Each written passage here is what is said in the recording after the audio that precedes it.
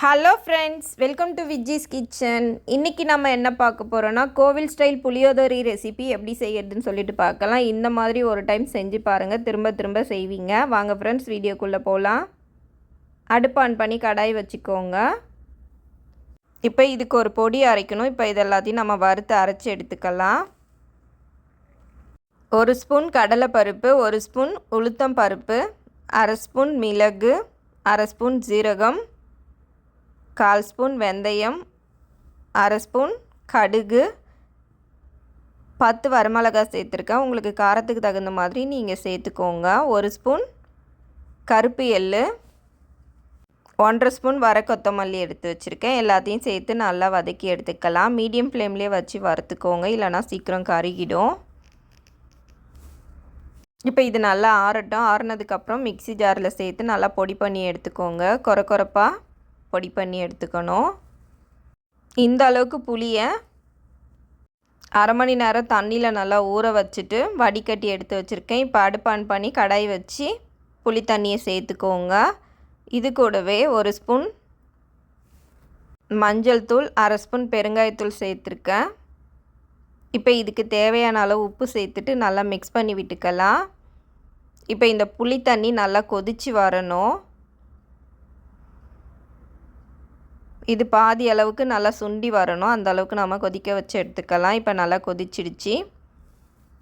இப்போ அரைச்சி எடுத்து வச்சுருக்க பொடியிலேருந்து ஒரு 2 ஸ்பூன் மட்டும் இப்போ சேர்த்துக்கோங்க.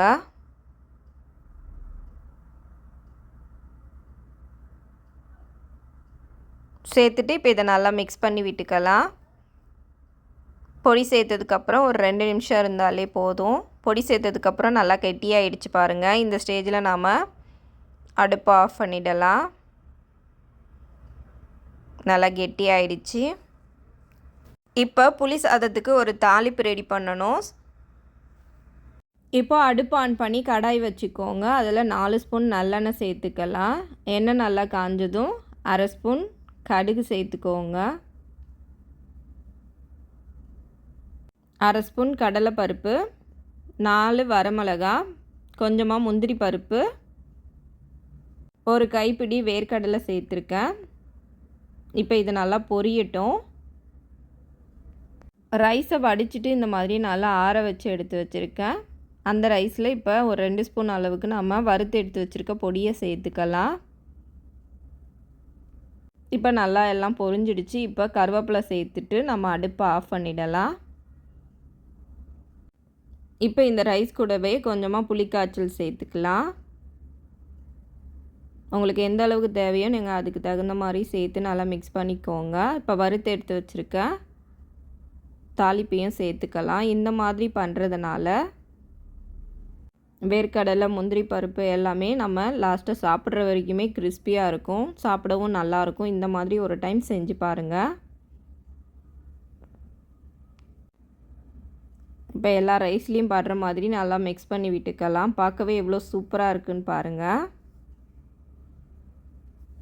நீங்களும் உங்கள் வீட்டில் ஒரு டைம் இந்த மாதிரி ட்ரை பண்ணி பாருங்கள். ரொம்பவே நல்லாயிருக்கும். கோவில் ஸ்டைல் புளியோதரை ரெசிபி ரெடி ஆகிடுச்சு.